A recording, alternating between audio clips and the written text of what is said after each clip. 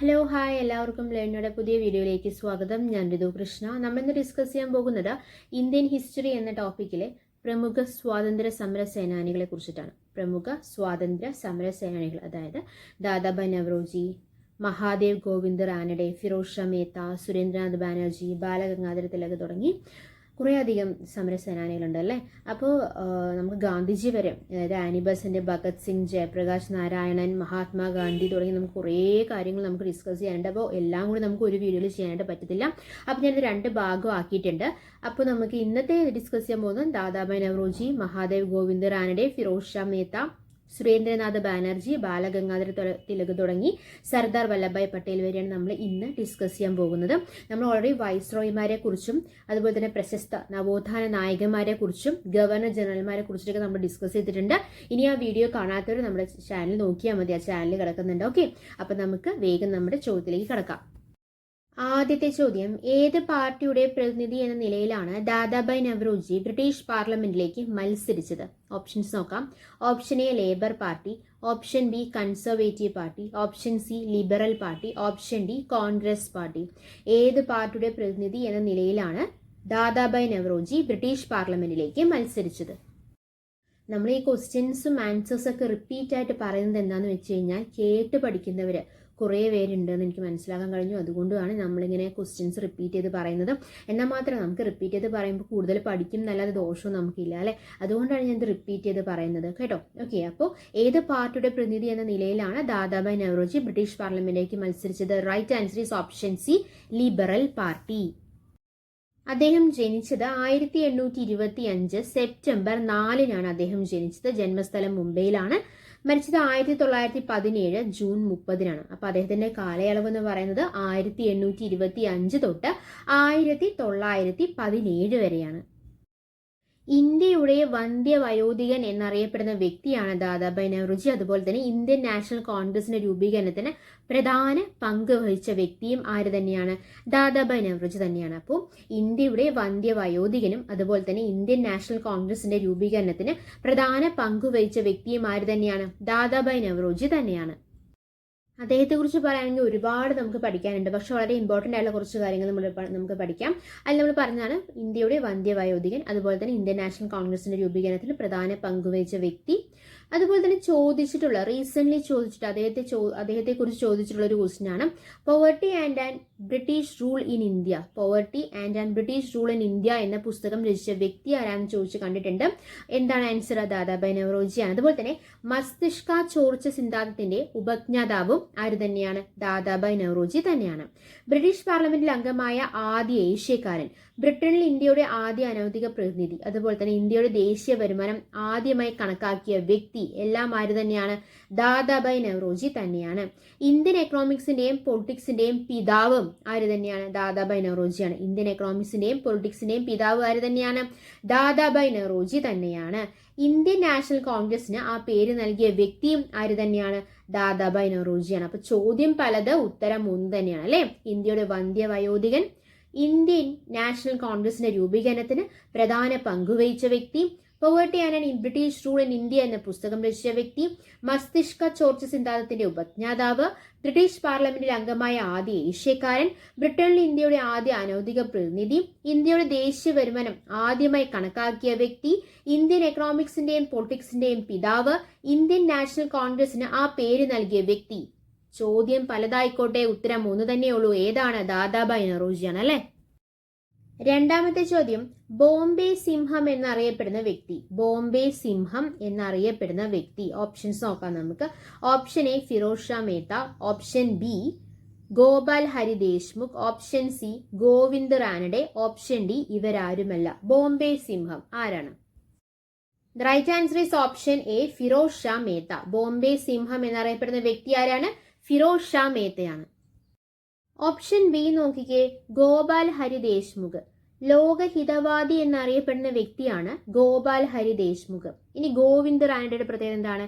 പശ്ചിമ ഇന്ത്യയുടെ നവോത്ഥാനത്തിന്റെ പിതാവ് എന്നറിയപ്പെടുന്ന വ്യക്തിയാണ് ഗോവിന്ദ് റാനഡെ. അദ്ദേഹത്തിന്റെ ഫുൾ നെയിം മഹാദേവ് ഗോവിന്ദ് റാനഡെ എന്നാണ്. മഹാദേവ് ഗോവിന്ദ് റാനഡെ എന്നാണ്. അപ്പൊ പശ്ചിമ ഇന്ത്യയുടെ നവോത്ഥാനത്തിന്റെ പിതാവ് എന്നറിയപ്പെടുന്ന വ്യക്തിയാണ് ഗോവിന്ദ് റാനഡെ. ബോംബെ സിംഹം എന്നറിയപ്പെടുന്ന വ്യക്തിയാണ് ഫിറോസ് ഷാ മേത്ത. ലോകഹിതവാദി എന്നറിയപ്പെടുന്ന വ്യക്തിയാണ് ഗോപാൽ ഹരി ദേശ്മുഖ്. ഗോപാലകൃഷ്ണ ഗോഖലെയുടെ രാഷ്ട്രീയ ഗുരുവാണ് ഗോവിന്ദ് റാനഡെ. ഗോപാലകൃഷ്ണ ഗോഖലെയുടെ രാഷ്ട്രീയ ഗുരുവാണ് ആര്? ഗോവിന്ദ് റാനഡെ. പൂന സർവജനിക് സഭ, അഹമ്മദ് നഗർ എഡ്യൂക്കേഷൻ സൊസൈറ്റി എന്നിവ സ്ഥാപിച്ച വ്യക്തി ആരാന്ന് ചോദിക്കാറുണ്ട്. ആരാണ്? ഗോവിന്ദ് റാനഡെയാണ്. MG റാനഡെയും ആത്മാറാം പാണ്ഡുരംഗും ചേർന്ന് രൂപീകരിച്ച സമാജമാണ് പ്രാർത്ഥനാ സമാജം. MG റാനഡെ എന്ന് പറയുമ്പോൾ മഹാദേവ് ഗോവിന്ദ് റാനഡെ ആണ്, അങ്ങനെയും ചോദിക്കാം കേട്ടോ. MG റാനഡെ അല്ലെങ്കിൽ മഹാദേവ് ഗോവിന്ദ് റാനഡെയും ആത്മാറാം പാണ്ഡുരംഗും ചേർന്ന് രൂപീകരിച്ച സമാജം ഏതാണ്? പ്രാർത്ഥനാ സമാജമാണ്. റാനഡയുടെ പ്രശസ്ത കൃതി ഏതാണ്? Rise of the Maratha power. Rise of the Maratha power. പഠിക്കാൻ അവസരം ലഭിച്ച ഓരോ ആളും അത് ലഭിക്കാത്ത ഓരോരുത്തരെയും പഠിപ്പിക്കണം എന്ന് അഭിപ്രായപ്പെട്ട വ്യക്തിയാണ് ആര്? റാനഡെ. പഠിക്കാൻ അവസരം ലഭിച്ച ഓരോ ആളും അത് ലഭിക്കാത്ത ഓരോരുത്തരെയും പഠിപ്പിക്കണം എന്ന് അഭിപ്രായപ്പെട്ട വ്യക്തിയാണ് ആര്? റാനഡെ. ഇനി ഫിറോസ് ഷാ മേത്തനെ കുറിച്ച് പറയുകയാണെങ്കിൽ അദ്ദേഹത്തിന്റെ കാലയളവ് 1845 ടു 1915 1845 ഓഗസ്റ്റ് 4 അദ്ദേഹം ജനിച്ചത്. ജന്മസ്ഥലം ബോംബെയാണ്. അതുകൊണ്ട് തന്നെ ബോംബെ സിംഹം എന്നറിയപ്പെടുന്ന വ്യക്തിയാണ് ആര്? ഫിറോസ് ഷാ മേത്ത. 1890 കൽക്കട്ട കോൺഗ്രസ് സമ്മേളനത്തിന്റെ അധ്യക്ഷനായിരുന്നു ഫിറോസ് ഷാ മേത്ത.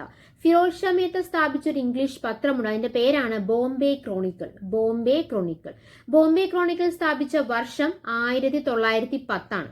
അപ്പൊ 1890 കൽക്കട്ടയിൽ വെച്ച് നടന്ന കോൺഗ്രസ് സമ്മേളനത്തിന്റെ അധ്യക്ഷനാരാണ്? ഫിറോസ് ഷാ മേത്തയാണ്. ബോംബെ സിംഹം എന്നറിയപ്പെടുന്ന ഫിറോസ് ഷാ മേത്തയാണ് 1890 കൽക്കട്ട കോൺഗ്രസ് സമ്മേളനത്തിന്റെ അധ്യക്ഷൻ. അദ്ദേഹം സ്ഥാപിച്ച ഇംഗ്ലീഷ് പത്രത്തിന്റെ പേരെന്താണ്? ബോംബെ ക്രോണിക്കിൾ എന്നാണ്.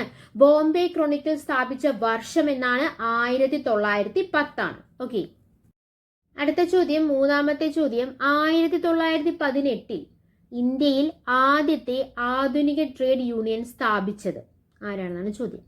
1918 ഇന്ത്യയിൽ ആദ്യത്തെ ആധുനിക ട്രേഡ് യൂണിയൻ സ്ഥാപിച്ചത് ആരാണ്? ഓപ്ഷൻസ് നോക്കാം നമുക്ക്. MN Joshi, option B BP Wadia, option C VV Giri, option D SA Sange. അപ്പോൾ 1918 ഇന്ത്യയിൽ ആദ്യത്തെ ആധുനിക ട്രേഡ് യൂണിയൻ സ്ഥാപിച്ചത് ആരാണ്? Right answer is option B BP Wadia. BP വാഡിയയാണ് 1918 ഇന്ത്യയിൽ ആദ്യത്തെ ആധുനിക ട്രേഡ് യൂണിയൻ സ്ഥാപിച്ചത്. നാലാമത്തെ ചോദ്യം, ഇന്ത്യൻ അശാന്തിയുടെ പിതാവ് എന്നറിയപ്പെട്ടിരുന്ന വ്യക്തി ആരാണ്? ഇന്ത്യൻ അശാന്തിയുടെ പിതാവ് എന്നറിയപ്പെട്ടിരുന്ന വ്യക്തി ആരാണ്? ഓപ്ഷൻസ് നോക്കാം. Option A Surendranath Banerjee, option B Balagangadhara Tilak, option C VV Giri, option D Muhammad Ali Jinnah. Indian അശാന്തിയുടെ പിതാവ് എന്നറിയപ്പെട്ടിരുന്ന വ്യക്തി. Right answer is option B Balagangadhara Tilak.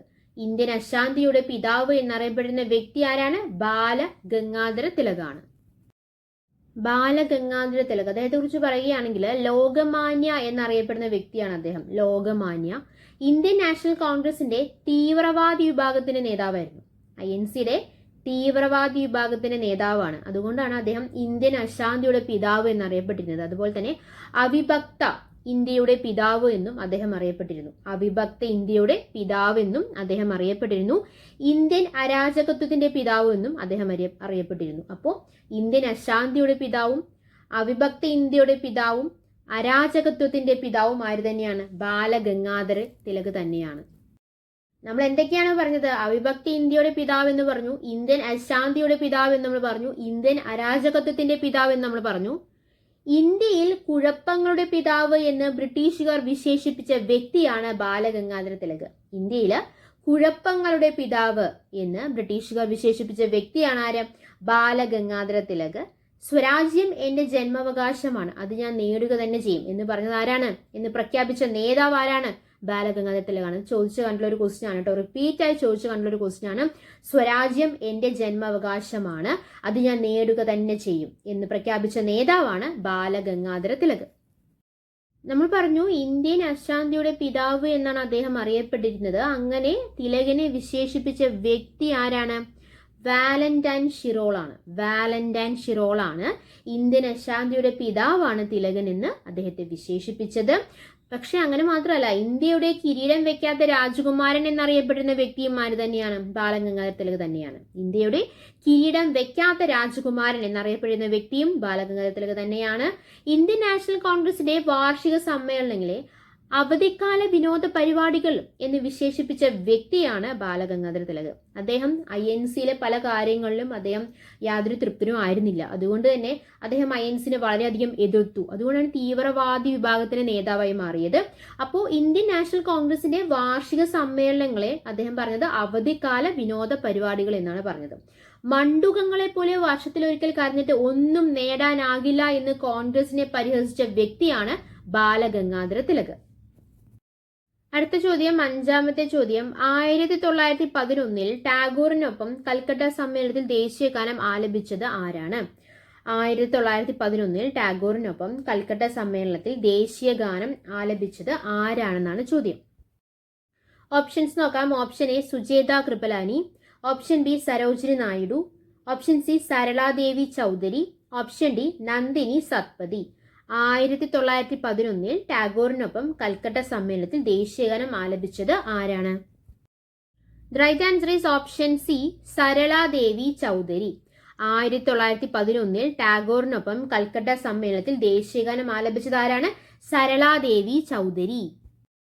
Rabindranath Tagore ജനിച്ചത് 1861 മെയ് 7 കൊൽക്കത്തയിൽ വെച്ചിട്ടാണ്. അദ്ദേഹത്തിന്റെ പിതാവാണ് ദേവേന്ദ്രനാഥ ടാഗോർ, മാതാവ് ശാരദാദേവി.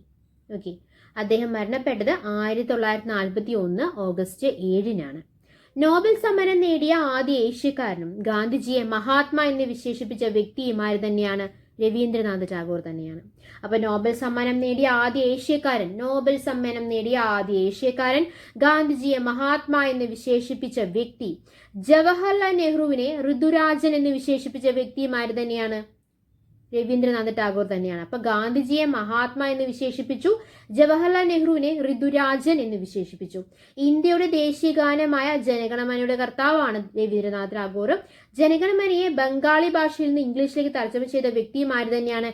രവീന്ദ്രനാഥ ടാഗോർ തന്നെയാണ്.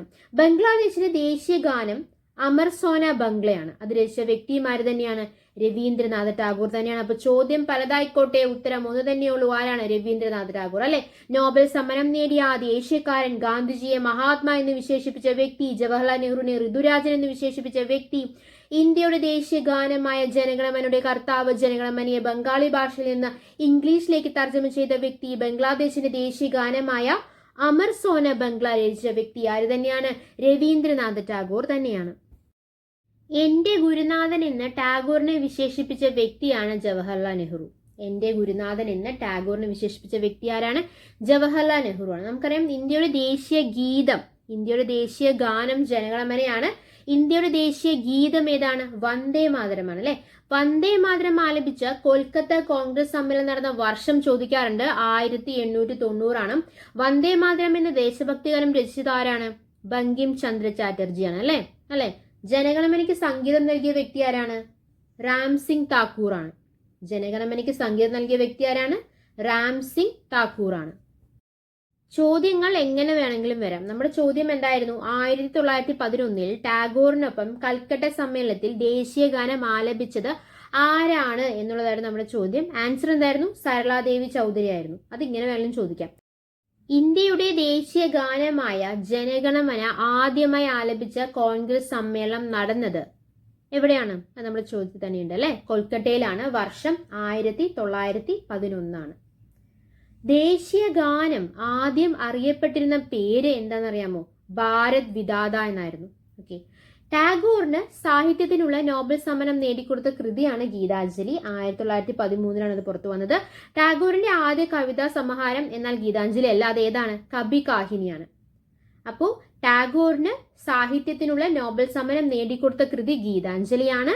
ടാഗോറിന്റെ ആദ്യ കവിതാ സമാഹാരം കബി കാഹിനിയാണ്. ടാഗോറിന്റെ ആദ്യ ചെറുകഥ ഭിഖാരിണി ആണ്. ഗീതാഞ്ജലി മലയാളത്തിലേക്ക് പരിഭാഷപ്പെടുത്തിയത് ജി ശങ്കരക്കുറുപ്പാണ്. ഗീതാഞ്ജലി മലയാളത്തിലേക്ക് പരിഭാഷപ്പെടുത്തിയത് ആരാണ്? ജി ശങ്കരക്കുറുപ്പാണ്. അടുത്ത ചോദ്യം, ആറാമത്തെ ചോദ്യം, ഇന്ത്യയുടെ മഹാനായ മനുഷ്യ സ്നേഹി എന്ന് രവീന്ദ്രനാഥ ടാഗോറിനെ വിശേഷിപ്പിച്ചത് ആരാണ്? ഇന്ത്യയുടെ മഹാനായ മനുഷ്യ സ്നേഹി എന്ന് രവീന്ദ്രനാഥ ടാഗോറിനെ വിശേഷിപ്പിച്ചത് ആരാണെന്നാണ് ചോദ്യം. ഓപ്ഷൻസ് നോക്കാം നമുക്ക്. Option A Jawaharlal Nehru, option B Gandhiji, option C Madan Mohan Malaviya, option D Lala Lajpat Rai. അപ്പോൾ ഇന്ത്യയുടെ മഹാനായ മനുഷ്യ സ്നേഹി എന്ന് രവീന്ദ്രനാഥ ടാഗോറിനെ വിശേഷിപ്പിച്ചത് ആരാണ്? Right answer is option A Jawaharlal Nehru. ഇന്ത്യയുടെ മഹാനായ മനുഷ്യ സ്നേഹി എന്ന് രവീന്ദ്രനാഥ ടാഗോറിനെ വിശേഷിപ്പിച്ചത് ആരാണ്? ജവഹർലാൽ നെഹ്റു ആണ്. ഇന്ത്യയുടെ മഹാനായ കാവൽക്കാരൻ എന്ന് രവീന്ദ്രനാഥ ടാഗോറിനെ വിശേഷിപ്പിച്ചത് ആരാണ്? അത് ഓപ്ഷൻ ബി ഗാന്ധിജിയാണ്. അപ്പോൾ മനുഷ്യ സ്നേഹി എന്ന് പറഞ്ഞത് ജവഹർലാൽ നെഹ്റുവും രവീന്ദ്രനാഥ ടാഗോറിനെ കാവൽക്കാരൻ, ഇന്ത്യയുടെ മഹാനായ കാവൽക്കാരൻ എന്ന് വിശേഷിപ്പിച്ചത് ഗാന്ധിജിയുമാണ്. രവീന്ദ്രനാഥ ടാഗോറിന്റെ ആത്മകഥയാണ് ജീവൻ സ്മൃതി. ടാഗോറിന്റെ ആദ്യത്തെ പ്രസിദ്ധീകൃത കവിതയാണ് അഭിലാഷ്. അഭിലാഷ് പ്രസിദ്ധീകരിച്ച പത്രം തത്വബോധിനിയാണ്. അപ്പോൾ അദ്ദേഹത്തിന്റെ പ്രശസ്ത കൃതികൾ ഏതൊക്കെയാണെന്ന് ചോദിക്കാറുണ്ട്. Gora, Kabuliwala, the post office, the gardener, Bhikharini, golden boat, the king of the dark chamber. Gora, Kabuliwala, the post office, the gardener, Bhikharini. ബിഖാരിണിയുടെ പ്രത്യേകത എന്താണ്? ടാഗോറിന്റെ ആദ്യത്തെ ചെറുകഥയാണ് ഏത്? ബിഖാരിണി അല്ലെ. Golden boat, the king of the dark chamber. Bhanu Simhan എന്ന തൂലിക നാമത്തിൽ അറിയപ്പെട്ടിരുന്ന വ്യക്തിയാണ് ടാഗോർ. രവീന്ദ്രനാഥ ടാഗോറിന്റെ ഗാനശാഖയാണ് രവീന്ദ്ര സംഗീതം. ടാഗോറിന്റെ 150-ാം ജന്മവാർഷികവുമായി ബന്ധപ്പെട്ട് ഇന്ത്യൻ റെയിൽവേ ആരംഭിച്ച ട്രെയിൻ സർവീസാണ് സംസ്കൃതി എക്സ്പ്രസ്. അപ്പോൾ അദ്ദേഹത്തിന്റെ 150-ാം ജന്മവാർഷികവുമായി ബന്ധപ്പെട്ട് ഇന്ത്യൻ റെയിൽവേ ഒരു ട്രെയിൻ സർവീസ് ഇറക്കുകയുണ്ടായി. അതെന്താണ്? സംസ്കൃതി എക്സ്പ്രസ് ആണ്. അതുപോലെ തന്നെ ഭാരത സർക്കാർ 2011 പുറത്തിറക്കിയ ഒരു നാണയം 150 രൂപ നാണയം പുറത്തിറക്കുകയുണ്ടായി. ടാഗോറിന്റെ 150-ാം ജന്മവാർഷികത്തോടനുബന്ധിച്ച് ഭാരത സർക്കാർ 2011 150 രൂപയുടെ ഒരു നാണയം പുറത്തിറക്കുകയുണ്ടായി. ഓക്കെ, അടുത്ത ചോദ്യം, ഏഴാമത്തെ ചോദ്യം, മദൻ മോഹൻ മാളവ്യയ്ക്ക് മഹാമാന എന്ന പേര് നൽകിയ വ്യക്തി ആരാണ്? മദൻ മോഹൻ മാളവ്യയ്ക്ക് മഹാമാന എന്ന പേര് നൽകിയ വ്യക്തി ആരാണ്? ഓപ്ഷൻസ് നോക്കാം നമുക്ക്. Option A Jawaharlal Nehru, option B Rabindranath Tagore, option C Gandhiji, option D Motilal Nehru. ഏതാണ് right answer? Right answer is option C Gandhiji. Madan Mohan മാളവ്യയ്ക്ക് മഹാമാന എന്ന പേര് നൽകിയ വ്യക്തി ആരാണ്? ഗാന്ധിജി എന്നാണ്. മഹാമാന എന്നറിയപ്പെട്ട വ്യക്തിയാണ് ആര്? മദൻ മോഹൻ മാളവ്യ അല്ലെ. അദ്ദേഹത്തെ അങ്ങനെ വിളിച്ചത് ആരാണ്? ഗാന്ധിജിയാണ്. യാചകരുടെ രാജകുമാരൻ എന്നറിയപ്പെടുന്ന വ്യക്തിയാണ് മദൻ മോഹൻ മാളവ്യ. യാചകരുടെ രാജകുമാരൻ. അതുപോലെ തന്നെ മകരന്ദ് എന്ന തൂലിക നാമത്തിൽ രചനകൾ നടത്തിയിരുന്ന വ്യക്തിയും ആര് തന്നെയാണ്? മദൻ മോഹൻ മാളവ്യ തന്നെയാണ്. സത്യമേവ ജയതേ എന്ന മുദ്രാവാക്യം, എന്ന പ്രശസ്തമായ മുദ്രാവാക്യം ജനപ്രിയമാക്കിയ വ്യക്തി ആര് തന്നെയാണ്? മദൻ മോഹൻ മാളവ്യ തന്നെയാണ്. അപ്പോൾ ചോദ്യങ്ങൾ പലത്, ഉത്തരം 1. മഹാമാന എന്നറിയപ്പെട്ട വ്യക്തി, യാചകരുടെ രാജകുമാരൻ എന്നറിയപ്പെടുന്ന വ്യക്തി, മകരന്ദ് എന്ന തൂലിക നാമത്തിൽ രചനകൾ നടത്തിയിരുന്ന വ്യക്തി, സത്യമേവ ജയതേ എന്ന മുദ്രാവാക്യം ജനപ്രിയമാക്കിയ വ്യക്തിയും ആര് തന്നെയാണ്? മദൻ മോഹൻ മാളവ്യ തന്നെയാണ്. അപ്പോൾ ചോദ്യങ്ങൾ പലതായിക്കോട്ടെ, ഉത്തരം 1 മാത്രമേ ഉള്ളൂ. ഏതാണ്? മദൻ മോഹൻ മാളവ്യ. 1926 ലാലാ ലജ്പത് റായും കൂടി ചേർന്ന് മദൻ മോഹൻ മാളവ്യ ഒരു പാർട്ടി രൂപീകരിച്ചു. ആ പാർട്ടിയുടെ പേരാണ് Congress independent party. Okay, Congress independent party. Chauri Chaura സംഭവവുമായി ബന്ധപ്പെട്ട കേസിൽ സ്വാതന്ത്ര്യ സമര അനുകൂലികൾക്ക് വേണ്ടി കേസ് വാദിച്ച വ്യക്തിയുമാര് തന്നെയാണ്? മദൻ മോഹൻ മാളവ്യ തന്നെയാണ്. അപ്പോൾ 1926 ലാലാ ലജ്പത്തുമായി ചേർന്ന് മദൻ മോഹൻ മാളവ്യ രൂപീകരിച്ച പാർട്ടി ഏതാണ്? കോൺഗ്രസ് ഇൻഡിപെൻഡന്റ് പാർട്ടിയാണ്. ചൗരി ചൗര സംഭവവുമായി ബന്ധപ്പെട്ട കേസിൽ സ്വാതന്ത്ര്യ സമര അനുകൂലികൾക്ക് വേണ്ടി കേസ് വാദിച്ച വ്യക്തിയുമാര് തന്നെയാണ്? മദൻ മോഹൻ മാളവ്യ തന്നെയാണ്. 2ാം വട്ടമേശ സമ്മേളനത്തിൽ ഗാന്ധിജിയുടെ ഉപദേശകനായി പ്രവർത്തിച്ച വ്യക്തിയാണ് ആര്? മദൻ മോഹൻ മാളവ്യ. 2ാം വട്ടമേശ സമ്മേളനത്തിൽ ഗാന്ധിജിയുടെ ഉപദേശകനാരായിരുന്നു? മദൻ മോഹൻ മാളവ്യ ആയിരുന്നു.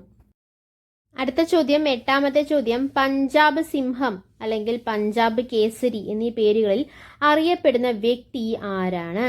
പഞ്ചാബ് സിംഹം അല്ലെങ്കിൽ പഞ്ചാബ് കേസരി. ഓപ്ഷൻസ് നോക്കാം. Option A Motilal Nehru, option B Lala Lajpat Rai, option C Gopalakrishna Gokhale, option D S N. Banerjee. Punjab സിംഹം അല്ലെങ്കിൽ Punjab Kesari. The right answer is option B Lala Lajpat Rai. Punjab സിംഹം അല്ലെങ്കിൽ പഞ്ചാബ് കേസരി എന്നീ പേരുകളിൽ അറിയപ്പെടുന്ന വ്യക്തി ആരാണ്? ലാലാ ലജ്പത് റായ് ആണ്.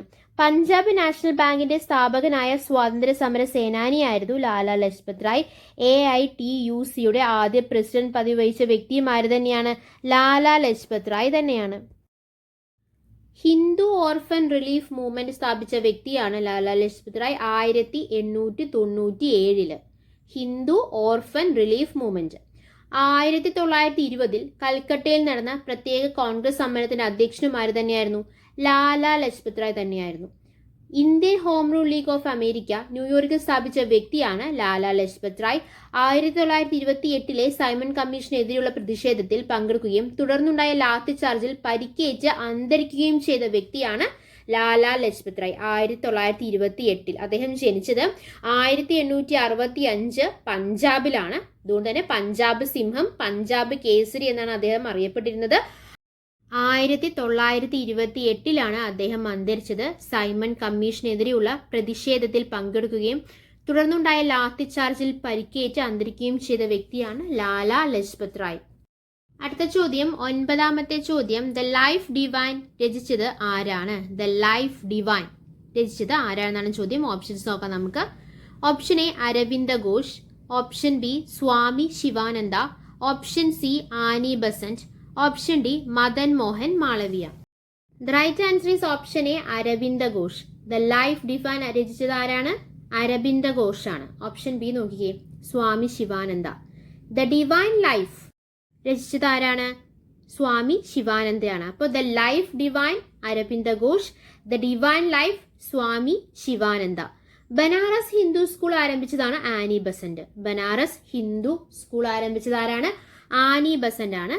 ബനാറസ് ഹിന്ദു സർവകലാശാല ആരംഭിച്ചത് ആരാണ്? മദൻ മോഹൻ മാളവിയാണ്. അപ്പോൾ 4 ഓപ്ഷൻ നമുക്ക് വളരെ ഇമ്പോർട്ടന്റ് ആണ്, കൺഫ്യൂസിംഗ് ആണ്. ദ ലൈഫ് ഡിവൈൻ ആണെങ്കിൽ അരവിന്ദ ഘോഷ് ആണ്. ദ ഡിവൈൻ ലൈഫ് ആണെങ്കിൽ സ്വാമി ശിവാനന്ദയാണ്. ബനാറസ് ഹിന്ദു സ്കൂൾ ആരംഭിച്ചത് ആനി ബസന്റ് ആണ്. ബനാറസ് ഹിന്ദു സർവകലാശാല ആരംഭിച്ചത് മദൻ മോഹൻ മാളവിയാണ്. അരബിന്ദ ഘോഷ് എന്തൊക്കെ കാര്യങ്ങൾ നമുക്ക് പഠിക്കാനുള്ളത്? സഹന സമര സിദ്ധാന്തം ആവിഷ്കരിച്ച വ്യക്തിയാണ് അരബിന്ദ ഘോഷ്. അതുപോലെ തന്നെ രാഷ്ട്രീയ സ്വാതന്ത്ര്യമാണ് ഒരു രാഷ്ട്രത്തിന്റെ ജീവശ്വാസം എന്ന് പ്രഖ്യാപിച്ച വ്യക്തിയും അദ്ദേഹം തന്നെയാണ്. വന്ദേ മാതരം ഇംഗ്ലീഷിലേക്ക് വിവർത്തനം ചെയ്ത വ്യക്തി, ഇന്ത്യൻ നാഷണൽ കോൺഗ്രസിനെ യാചകരുടെ സ്ഥാപനം എന്ന് കളിയാക്കിയ വ്യക്തിയും ആര് തന്നെയാണ്? അരബിന്ദ ഘോഷ് തന്നെയാണ്. ഇംഗ്ലണ്ടിൽ ഇന്ത്യൻ മജ്ലിസ് എന്ന സംഘടനയിൽ പ്രവർത്തിച്ച വ്യക്തി, സ്വദേശി പ്രസ്ഥാനവുമായി ബന്ധപ്പെട്ട് ബംഗാൾ നാഷണൽ കോളേജിന്റെ ആദ്യ പ്രിൻസിപ്പൽ ആര് തന്നെയാണ്? അരബിന്ദ ഘോഷ് തന്നെയാണ്. അടുത്ത ചോദ്യം, 10ാമത്തെ ചോദ്യം. ഇന്ത്യയിലെ ദാരിദ്ര്യത്തെക്കുറിച്ച് ആദ്യമായി ശാസ്ത്രീയമായ കണക്കുകൂട്ടലുകൾ നടത്തിയ ദേശീയ നേതാവ് ആരാണ്? ഇന്ത്യയിലെ ദാരിദ്ര്യത്തെക്കുറിച്ച് ആദ്യമായി ശാസ്ത്രീയമായ കണക്കുകൂട്ടലുകൾ നടത്തിയ ദേശീയ നേതാവ്. ഓപ്ഷൻസ് നോക്കാം. Option A Gopalakrishna Gokhale, option B Balagangadhara Tilakan, option C Dadabhai Naoroji, option D Mahatma Gandhi. ശാസ്ത്രീയമായ കണക്കുകൂട്ടലുകൾ ഏതിനെ കുറിച്ചിട്ട്? ഇന്ത്യയിലെ ദാരിദ്ര്യത്തെക്കുറിച്ച്. ഏതാണ് right answer? The right answer is option C Dadabhai Naoroji. ഇന്ത്യയിലെ ദാരിദ്ര്യത്തെക്കുറിച്ച് ആദ്യമായി ശാസ്ത്രീയമായ കണക്കുകൂട്ടലുകൾ നടത്തിയ ദേശീയ നേതാവാണ് ആര്? ദാദാഭായ് നവറോജി. ഓക്കെ, അപ്പം നമ്മൾ ഇന്ത്യൻ ഹിസ്റ്ററി എന്ന ടോപ്പിക്കിലെ പ്രമുഖ സ്വാതന്ത്ര്യ സമര സേനാനികൾ എന്ന ടോപ്പിക്കിൽ നിന്ന് ചോദിച്ചിട്ടുള്ള പ്രീവിയസ് ഇയർ ക്വസ്റ്റ്യൻസ് ആണ് നമ്മൾ ഡിസ്കസ് ചെയ്തത്. പക്ഷെ അതിൽ നമുക്ക് കുറച്ച് കാര്യങ്ങൾ കൂടി പറയാനുണ്ട്. കുറച്ച് കൺഫ്യൂസിംഗ് ആയിട്ടുള്ള ഫാക്ട്സ് ചോദിക്കാറുണ്ട്, അത് നമുക്ക് നോക്കാം. Sardar Vallabhbhai Patel national police academy സ്ഥിതി ചെയ്യുന്നത് എവിടെ? Sardar Vallabhbhai Patel national police academy സ്ഥിതി ചെയ്യുന്നത് എവിടെയാണ്? ഹൈദരാബാദ് ആണ്. അപ്പോൾ നാഷണൽ പോലീസ് അക്കാദമി സ്ഥിതി ചെയ്യുന്നത് ഹൈദരാബാദ്. സർദാർ വല്ലഭായ് പട്ടേൽ അന്താരാഷ്ട്ര വിമാനത്താവളം സ്ഥിതി ചെയ്യുന്നത് അഹമ്മദാബാദ് ആണ്. നാഷണൽ പോലീസ് അക്കാദമി ഹൈദരാബാദും അന്താരാഷ്ട്ര വിമാനത്താവളം എവിടെയാണ്? അഹമ്മദാബാദുമാണ്. അത് ഏത് സ്വാതന്ത്ര്യ സമര സേനാനിയുടെ പേരിലാണ്? സർദാർ വല്ലഭായ് പട്ടേൽ. ആരാണ് സർദാർ വല്ലഭായ് പട്ടേൽ? അദ്ദേഹം ജനിച്ചത് എപ്പോഴാണ്? 1875 ഒക്ടോബർ 31 അദ്ദേഹം ജനിച്ചത്. ഇന്ത്യയുടെ ഉരുക്കു മനുഷ്യൻ എന്നറിയപ്പെട്ട വ്യക്തിയാണ് ആര്? സർദാർ വല്ലഭായ് പട്ടേൽ അല്ലെ. അപ്പൊ നമ്മൾ പറഞ്ഞു അദ്ദേഹത്തിന്റെ പേരിലുള്ള നാഷണൽ പോലീസ് അക്കാദമി ഹൈദരാബാദ്, വിമാനത്താവളം അഹമ്മദാബാദ്, കേരളത്തിൽ ഒരെണ്ണമുണ്ട്. Police museum, Sardar Patel police museum സ്ഥിതി ചെയ്യുന്നത് എവിടെയാണ്? കൊല്ലത്താണ്. അദ്ദേഹത്തിന്റെ അന്ത്യവിശ്രമ സ്ഥലം എവിടെയാണ്? ഗുജറാത്തിലാണ്. കരംസാദ് എന്ന സ്ഥലത്താണ് അദ്ദേഹത്തിന്റെ അന്ത്യവിശ്രമ സ്ഥലം. അപ്പോൾ നാഷണൽ പോലീസ് അക്കാദമി ഹൈദരാബാദ്, അന്താരാഷ്ട്ര വിമാനത്താവളം അഹമ്മദാബാദ്, പോലീസ് മ്യൂസിയം കൊല്ലം, സർദാർ പട്ടേലിന്റെ അന്ത്യവിശ്രമ സ്ഥലം കരംസാദ്, ഗുജറാത്തിലെ കരംസാദിൽ. അദ്ദേഹത്തെ കുറിച്ച് എന്തൊക്കെയാണ് പ്രധാനമായിട്ടും അറിയാനുള്ളത്? ഇന്ത്യയുടെ ഉരുക്കു മനുഷ്യനാണ് അല്ലെ. ഇന്ത്യയുടെ ബിസ്മാർക്ക് എന്നറിയപ്പെട്ട വ്യക്തിയാണ് സർദാർ വല്ലഭായ് പട്ടേൽ. ഇന്ത്യൻ മൗലിക അവകാശങ്ങളുടെ ശില്പിയും ആര് തന്നെയാണ്? സർദാർ വല്ലഭായ് പട്ടേൽ തന്നെയാണ്. ഇന്ത്യയുടെ ആദ്യത്തെ ഉപപ്രധാനമന്ത്രിയും ഇന്ത്യയുടെ ആദ്യത്തെ ആഭ്യന്തരമന്ത്രിയും ആര് തന്നെയാണ്?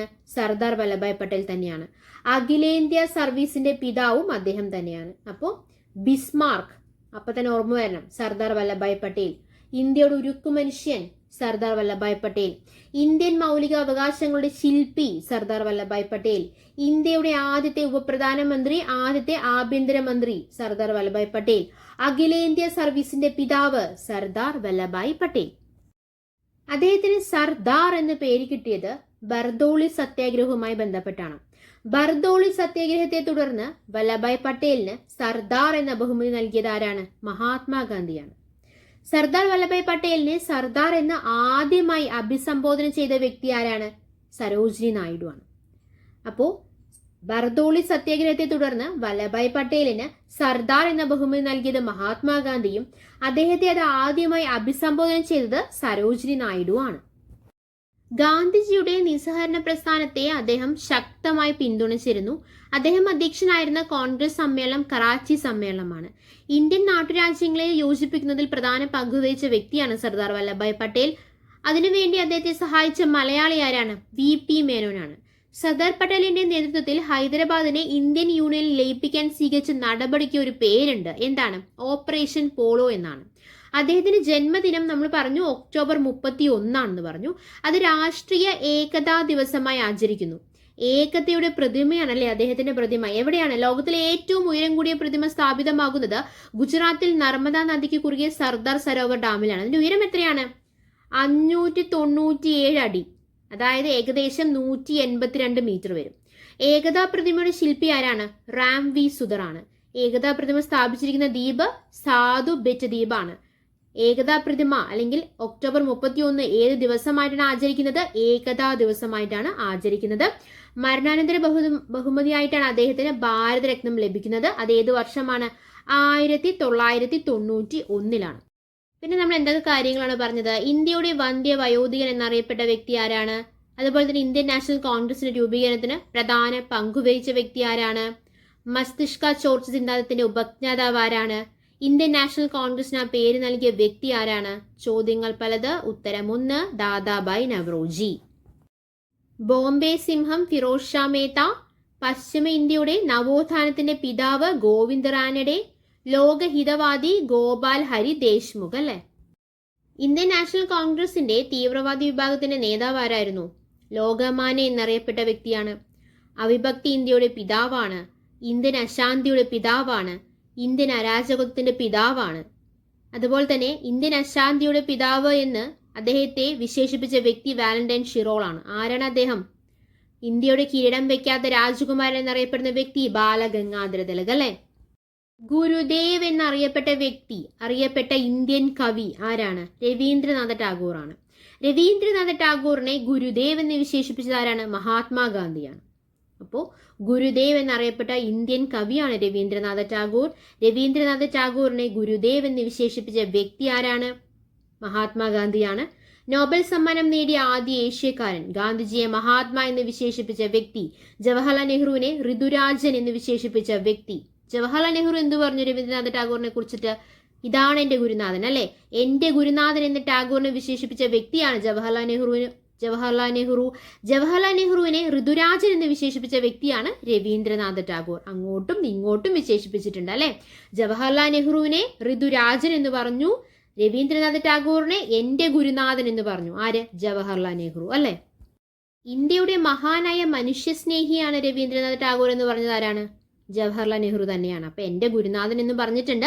ഇന്ത്യയുടെ മഹാനായ മനുഷ്യ സ്നേഹി എന്നും അദ്ദേഹത്തെ കുറിച്ച് പറഞ്ഞത് ആരാണ്? ജവഹർലാൽ നെഹ്റു തന്നെയാണ്.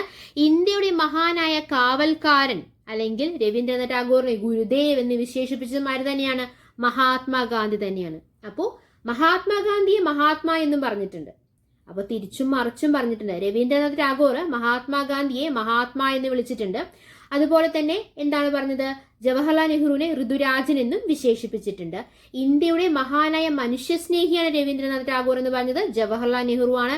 അതുപോലെ തന്നെ ഇന്ത്യയുടെ മഹാനായ കാവൽക്കാരൻ എന്ന് രവീന്ദ്രനാഥ് ടാഗോറിനെ വിശേഷിപ്പിച്ചത് മഹാത്മാഗാന്ധിയാണ്. അങ്ങനെ നമ്മൾ കുറേ കാര്യങ്ങൾ ഡിസ്കസ് ചെയ്തു. എടുത്ത കാര്യങ്ങളെല്ലാം നിങ്ങൾക്ക് വളരെ വ്യക്തമായി മനസ്സിലായെന്ന് പ്രതീക്ഷിക്കുന്നു. മനസ്സിലായിട്ടുണ്ടെങ്കിൽ നമ്മൾ എന്നുള്ള ചാനൽ സബ്സ്ക്രൈബ് ചെയ്യുക, സപ്പോർട്ട് ചെയ്യുക. Thanks for your time. By.